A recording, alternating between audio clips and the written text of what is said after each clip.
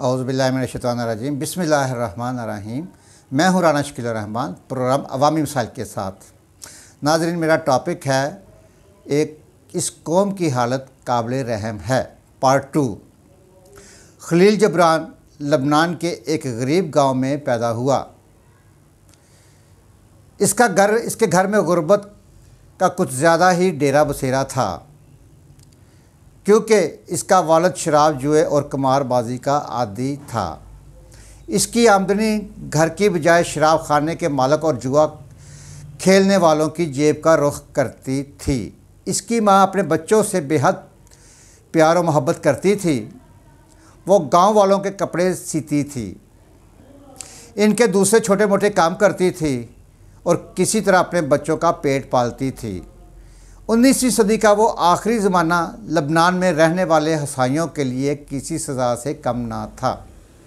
एक तरफ सल्तनत उस्मानिया थी, जिसने दरअंदाज़ों को खुली छुट्टी दे रखी थी कि वो अक़लियतों के साथ जो चाहे सलूक करें। यही वो नाइंसाफ़ियाँ थीं जिन्होंने बेशुमार हसाइयों को मजबूर किया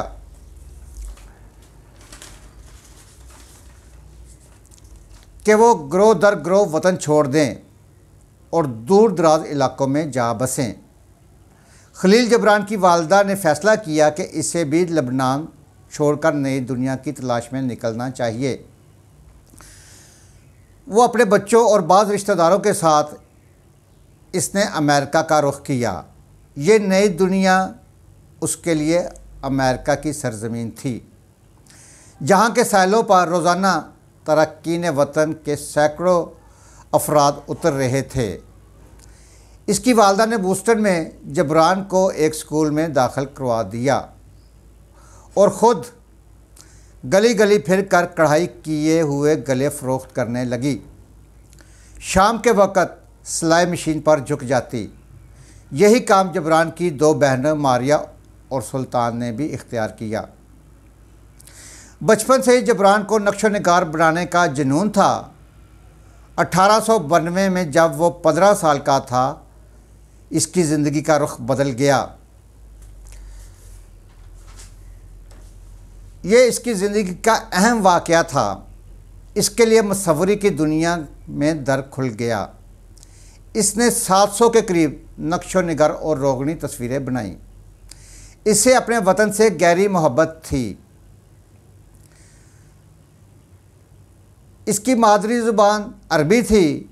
इसकी वालदा इसको फ़्रांसीसी भी सिखाती थी। जब वो अमेरिका पहुंचा तो अरबी और फ़्रांसीसी के साथ साथ इसने अंग्रेज़ी सीखनी और लिखनी शुरू कर दी। उसे इब्तिदा से अरबी से इंतहाई लगाव था, लेकिन जल्दी वो अंग्रेज़ी और फ़्रांसीसी भी लिखने और सीखने लगा और यहीं से इसके लिए कामयाबी के दरवाज़े खुलते गए। इसने 6 मज़ाहब का गहराई से मुतालिया किया: हसाइयत,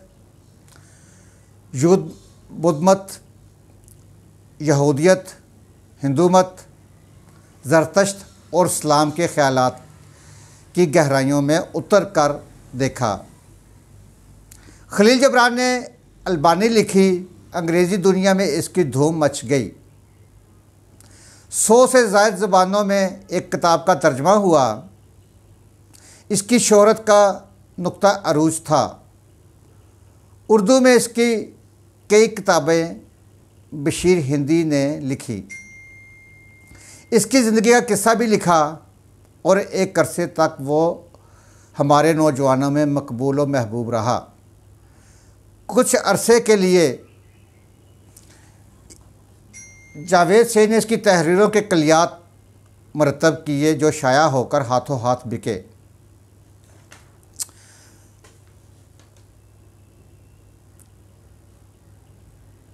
ये जबरान की तहरीर का कुछ हिस्सा है जो इसने अपनी किताब की इब्तिदा में लिखा। जबरान ने लिखा: मेरे दोस्तों, मेरे हमसफ़रों, इस कौम की हालत किस कदर काबिल रहम है, जो इत्काद से भरी हुई है लेकिन मज़हब से खाली है। इस कौम की हालत किस कदर काबिल रहम है। ऐसा मशरूब पीती है जो इसकी अपनी अंगूर की बेलों से कशीदा नहीं किया गया। इस कौम की हालत किस कदर काबिल रहम है, जो एक जज्बे से ख्वाब में तो नफ़रत करती है लेकिन बेदारी के वक़्त इसके आगे सर झुका देती है। इस कौम की हालत किस कदर काबिल रहम है, जिसकी आवाज़ जनाजे के जलसों के सिवा कहीं बुलंद नहीं होती, अपने इस्लाफ के उजड़े हुए वीरानों के सिवा कहीं और फ़ख्र नहीं करती, और जब तक इसकी गर्दनें तेज़दार तलवार के नीचे ना आएँ, इनमें खड़े होने का जज्बा पैदा नहीं होता।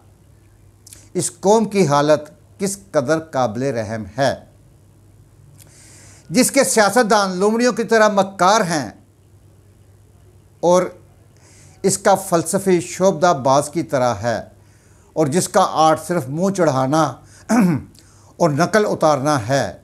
इस कौम की हालत किस कदर काबिल रहम है, जो अपने नए बादशाह का बाजों के साथ इस्तकबाल करती है और इस पर आवाज़ें कसकर इसे अलविदा कहती है ताकि दूसरे बादशाह का शहनाइयों के साथ इस्तकबाल कर सके।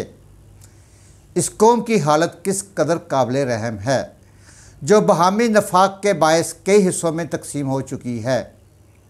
खलील जबरान की इस तहरीर के आईने में क्या हमें अपना अक्स नज़र नहीं आता?